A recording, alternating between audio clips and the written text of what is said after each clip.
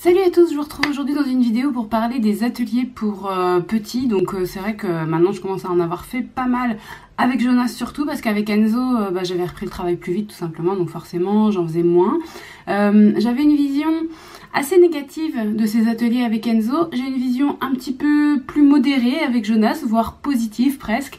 Donc je voulais vous en parler un peu pour peut-être vous rassurer si vous avez eu une première expérience négative, ou peut-être vous encourager si vous n'avez pas encore osé franchir le pas. Du coup, ces ateliers dont je parle, ça peut être hyper varié, ça peut être des choses autour du langage, alors soit en français, des ateliers de chansons, des ateliers de langue de signes qui accompagnent le langage, des ateliers de d'autres langues, hein, ça peut être plus couramment c'est l'anglais, des petits ateliers d'éveil au langage en fait. Ça peut être aussi des ateliers de motricité parfois, soit vraiment un genre de gym, soit plutôt orienté psychomotricité pour accompagner l'enfant dans son développement, mais pas que moteur, aussi un petit peu psychique. Ça peut être des ateliers qui sont juste orientés musique, donc avec des instruments, voilà, de l'éveil musical. Il peut y avoir vraiment beaucoup de choses. Moi, ce que j'ai fait du coup avec Enzo, j'en ai pas fait beaucoup. Je me souviens surtout d'un atelier d'initiation à l'anglais qui était assez tardif. Avec Jonas, j'en ai fait beaucoup plus. J'ai même fait un petit atelier d'art plastique qui était plutôt pour des enfants de plus de 2 ans, mais moi je le sentais capable de faire un peu de peinture, sachant qu'il n'y avait pas d'attente particulière, et c'est là en fait on va dire l'essence même je pense du bon vécu de ce genre d'atelier, c'est l'attente qu'on va en avoir et l'idée qu'on va se faire du comportement de notre enfant pendant cet atelier. C'est vrai que j'aurais pas tenté cet atelier peinture à l'époque d'Enzo. Pourquoi je l'ai tenté avec Jonas? Eh bien tout simplement parce qu'en fait je me suis rendu compte, alors déjà, que en fonction du caractère des enfants, vous n'allez pas forcément pouvoir, c'est vrai, faire les choses de la même façon. Avoir un enfant qui est très dissipé pendant un atelier, ça peut être vraiment nerveusement difficile pour le parent. Donc si votre enfant ne s'intéresse pas du tout à l'objet de l'atelier, effectivement c'est une mauvaise expérience et peut-être que ça vaut pas le coup de recommencer, sauf si c'est un atelier de portage par exemple et que vous en avez besoin et qu'à ce moment-là, vous le faites vraiment pas pour votre enfant mais plus pour vous. Si c'est quelque chose où vous allez pour apporter quelque chose à l'enfant mais que votre enfant ne s'y intéresse pas, il y a peu de chances que ça lui apporte quelque chose. Donc essayez quand vous pensez à un atelier de voir en fonction des éventuelles activités que vous avez pu faire avec lui avant, de voir si c'est quelque chose qui peut lui convenir.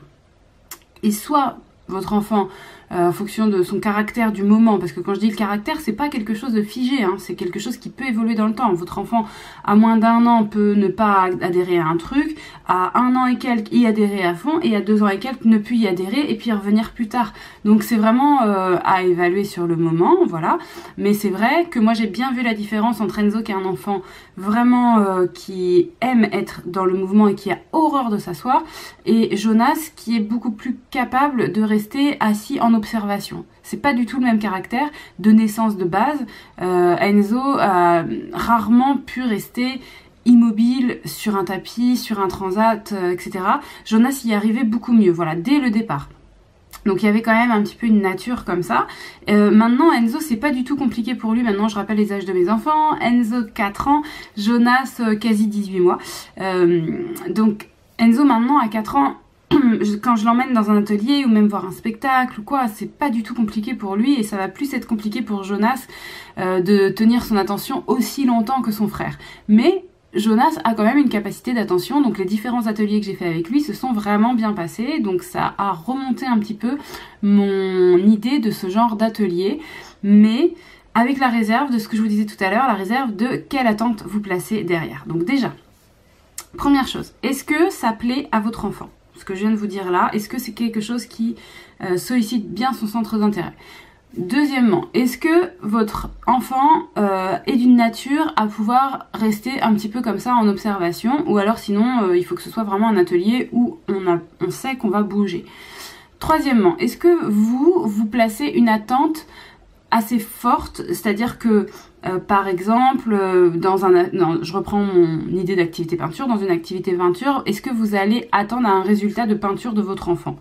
tel qu'un truc un peu extraordinaire qu'il ne vous avait jamais fait à la maison et que par le biais de cet atelier, il va faire un truc formidable et puis que vous allez avoir un magnifique résultat que vous allez pouvoir exposer chez vous, etc. J'exagère un peu, mais vous voyez un peu l'idée. Pareil pour un atelier d'éveil à l'anglais, attendez-vous vraiment que ça apporte de l'anglais à votre enfant. Alors sans doute que vous dites oui, sinon vous feriez pas ça, mais je veux dire, par exemple, dans les ateliers d'éveil au langage, puisqu'on est sur ce sujet-là, que ce soit en français d'ailleurs ou en anglais, c'est pas parce que l'enfant ne répète pas, je vous l'ai déjà dit dans ma vidéo sur le langage, si vous l'avez pas vu, je vous remets le lien là. C'est pas parce que l'enfant ne répète pas qu'il n'entend pas. C'est pas parce que il ne focalise pas son attention, qu'il n'est pas assis à écouter la personne qu'il n'entend pas. Parfois, les enfants font certains apprentissages alors qu'ils sont en mouvement. Et même, ils ont parfois besoin d'être en mouvement pour entendre ce qui se passe autour. Donc ça, c'est quelque chose peut-être qu'on a un petit peu plus de mal à comprendre, à accepter, parce que c'est vrai que même dans ce genre d'atelier, parfois on demande à ce que nos enfants soient assis. Alors moi je suis parfois mal à l'aise, donc faut tester différents endroits. Il peut y avoir des endroits qui sont un petit peu plus souples que d'autres. Il y a des ateliers que j'ai fait avec Jonas où il n'y avait vraiment aucun souci pour que Jonas se lève, parte faire autre chose, revienne, etc.